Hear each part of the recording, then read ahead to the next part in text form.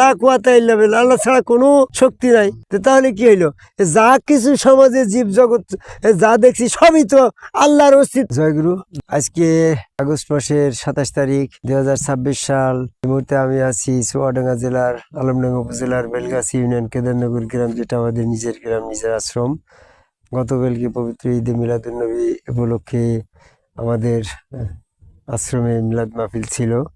আমাদের সাথে ইদ্রিস আছে নওগাঁ থেকে, তারপরে ঢাকা উত্তরখান থেকে সোহাগ, জসিম আসছে, তারপরে পঞ্চগড় থেকে নয়ন আসছে, তারপরে ঢাকা থেকে মিশু, লালমনিরহাট থেকে ইসমাইল, এবং বরগুনা জেলা বেতাগির থেকে আমাদের বশির আহমেদ, আর ভিডিও ম্যান হিসাবে তো আমাদের রিয়াদুল আছে। অনেক ভক্তই চলে গেছে, এরা হয়তো যে আছে, এদের নিয়ে সংক্ষিপ্ত কিছু আলোচনার জন্য দাঁড়িয়েছি পড়ন্ত বিকালে সন্ধ্যা লগ্নে।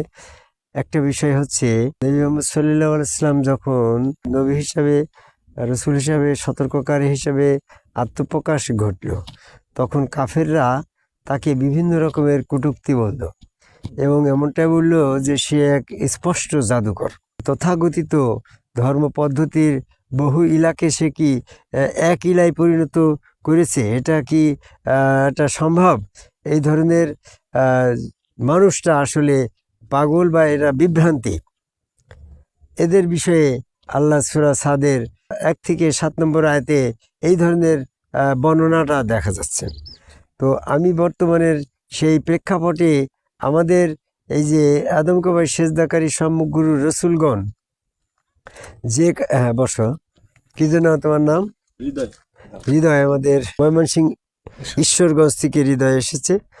তো যাই হোক, সেই কথাটা আমি বলতে চাচ্ছি। বর্তমানে বহু দল যে এক একজন মসজিদের ইমাম সাহেবকে ইলা সাব্যস্ত করেছে, এক একটা ধর্ম পদ্ধতিকে তারা এক একটা ইলা বানিয়ে নিয়েছে।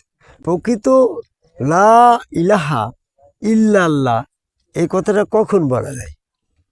যখন বহু ইলার উপস্থিতি ঘটে, সেই বহু ইলার উপস্থিতির মাঝখান দিয়ে আল্লাহকে শনাক্ত করে এই আল্লাহ একমাত্র ইলাহা, আর কোনো ইলাহা নেই, তখনই তো লা ইলাহা ইল্লাল্লাহ পড়া প্রয়োজন হয় নাকি? যখন এক আল্লাহ ছাড়া পৃথিবীতে আর কোনো কিছুর অস্তিত্ব নেই, কোথাও কোনো আল্লাহর দাবিদার নেই, তাহলে তখন কি আবার লা ইলাহা ইল্লাল্লাহ বলার কোনো প্রয়োজন হয়? খেয়াল করিস কথাটা।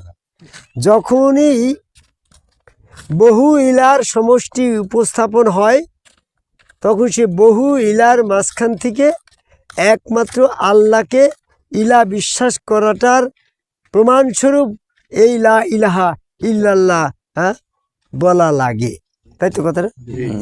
বর্তমানে আমি মনে করি যে যদি আমরা আল্লাহ পাকের অবস্থান, আল্লাহ পাকের পরিচয়, আল্লাহ কি, আল্লাহ কোথায়, এই বিষয়টা যদি বিশ্লেষণ করি, তাহলে where is Allah, Allah is everywhere, সমস্ত জায়গায় আল্লাহ। তাহলে সমস্ত জায়গায় যদি আল্লাহ হয়, তাহলে সমস্ত যা কিছু যা দেখছি পাচ্ছি সবই ইলাহা হয়ে যায়। মানুষ, গরু, হাতি, এর ভিতরে আল্লাহ, লা কুওয়াতা ইল্লা বিল্লাহ, আল্লাহ ছাড়া কোনো শক্তি নাই। তাহলে কি হইলো? যা কিছু সমাজে জীব জগৎ যা দেখছি সবই তো আল্লাহর অস্তিত্বে প্রমাণ হইতো।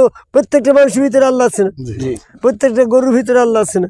তাই আল্লাহ ছাড়া কোনো শক্তি নাই। তাহলে আমরা যেদিকে তাকাই সেদিকে তো আল্লাহ পাকের অস্তিত্ব, এরকম একটা প্রমাণ পাওয়া যাচ্ছে। তাহলে লা ইলাহা ইল্লাল্লাহ কথাটা তখনই বলা যাচ্ছে যখন তুমি এই শত শত জীব জানোয়ার, মানুষ, গরু ইত্যাদি শক্তিময় যা কিছু ভ্রাম্যমান অবস্থান করছে, এর অবস্থার ভিতরে প্রকৃত আরশ আজিম থেকে আল্লাহ রব্বুল আলামিন তোমার কাছে যখন প্রকাশিত হয়ে দর্শন দেবে, তখনই তুমি বুঝতে পারবা জগতের জীব জানোয়ার, পশু পাখি, মানুষ তথা গাছপালার ভিতরে যে আল্লাহটা আছে, এটা আমার ইলাহা নয়, আমার ইলাহা ওই আরশ আজিম থেকে যে আল্লাহ এসে আমার দর্শন দিল, উনি একমাত্র ইলাহা। এই জন্য তো আমাকে লা ইলাহা ইল্লাল্লাহ বলা লাগে। কিন্তু তৎকালীন সময়ের সূরা সাদের 1 থেকে 7 নম্বর আয়াতের ভিতরে তারা গাছের ভিতরে আল্লাহকে খুঁজে গাছকে দেবতা বলতো, এরকম ভাবে চন্দ্রকে আচ্ছা, ওর ভিতরেও আল্লাহ আছে, তাকে তার দেবতা বলতে, এভাবে বহু জায়গায় আল্লাহ পাকের অস্তিত্ব প্রমাণ পেয়ে তারা বহু ইলায় বিশ্বাসী হয়ে গেছে। আজকে বর্তমানে যারা ইসলাম বা ধর্ম বিধর্মী যাই হোক না কেন, প্রত্যেকেই কিন্তু বলছে আল্লাহ কুল্লে শাহিন মহিতুন, সমস্ত জায়গায় আল্লাহ বিরাজমান, একথা আয়াত। কাজেই তারা মানুষের ভিতরে আল্লাহ খুঁজছে, তারা এরকমভাবে মসি, গরু, ছাগল, হাঁস, মুরগির ভিতরে আল্লাহ খুঁজছে। এই জন্য তাদের ইলাহা এই সমস্ত জায়গায় ছড়িয়ে আছে, তাহলে সমস্ত বহু ইলায় তারা বিশ্বাসী।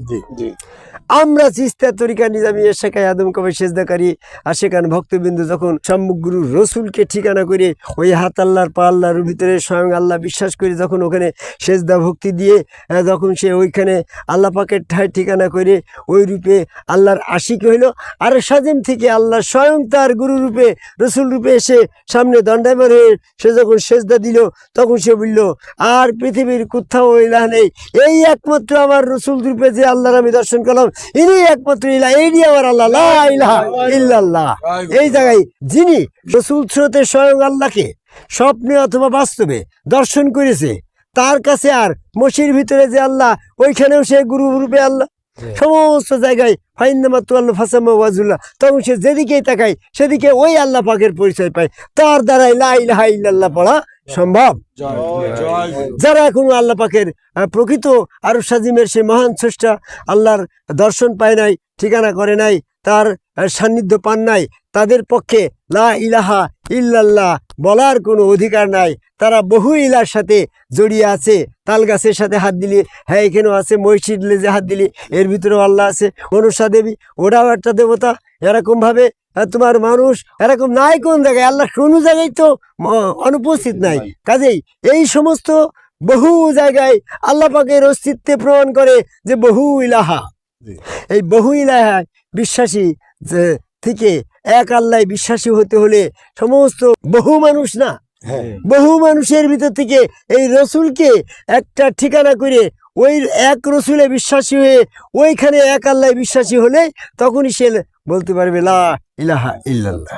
এই জন্য কাফেরগণের কাছে যখনই রসুল হিসেবে প্রকাশ করেছে যে সম্মুখগুরু রসুল, এই রসুলের হাত আল্লাহর হাত, রসুলের ভিতরে আল্লাহ জ্ঞানে সেজদা করতে হবে, তখন এই বহু ইলাই বিশ্বাসী, হ্যাঁ যারা কোনোদিন আল্লাহ দেখেনি, তারা বহু ইলাই বিশ্বাসী, তারাই তখন বলে ওটা জাদুকর হয়ে গেছে, হাসি বলছিস কী করে রসুল হইলো, আল্লাহ দেখা ইত্যাদি ইত্যাদি নিয়ে বিরোধ সৃষ্টি করে। সূরা সাদের 1 থেকে 7 নম্বর আয়াতের তফসিরের ভিতরে এটাই স্পষ্ট হয়ে যায়।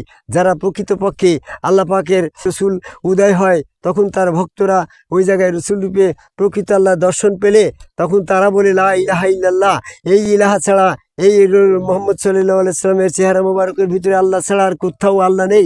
তোমরা যে সমস্ত যা কিছু বহু দেবতার উপাসনা করছো এগুলা শিরক। এই জন্য এক আল্লাহ, এই রসুল, এই মোহাম্মদের ভিতরেই আল্লাহ, এই মোহাম্মদ ছাড়া, এই রসুল রূপে আল্লাহ ছাড়া আর কোনো ইলাহা নেই। এই তাদের সাথে তখন বিভিন্ন কায়দায় শত্রুতা করেছে।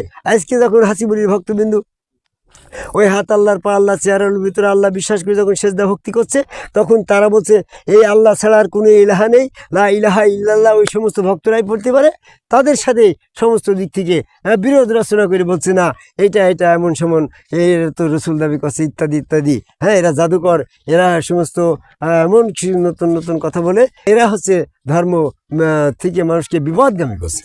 ঠিক তদ্রূপভাবে নবী মুহাম্মদ সাল্লাল্লাহু আলাইহি ওয়াসাল্লামের কাছে যখন এসেছিল, উনি যখন কাফেরদের কাছে ধর্ম প্রচার করতে গেল, কাফেররা তাকে জাদুকর বা বিভ্রান্ত, বাতিল, এরকম ধর্ম আমাদের নষ্ট করে দিয়েছে এমন অপবাদ তারপরে দিয়েছিল। সূরা সাদের 1 থেকে 77 নম্বর আয়াতের ভিতরে আপনারা একটু দৃষ্টিভঙ্গি দিবেন যে আমরা আদম কবে সেজদাকারী একজন সমগ্র রসুল রূপের ভিতরে আল্লাহ দর্শন যারা করেছে তারাই একমাত্র লা ইলাহা ইল্লাল্লাহ এই কথা বলার অধিকারী। তাছাড়া আর কেউ এই লা ইলাহা ইল্লাল্লাহ পড়লেই সেটা মিথ্যাবাদী বলে গণ্য হবে। জয় গুরু।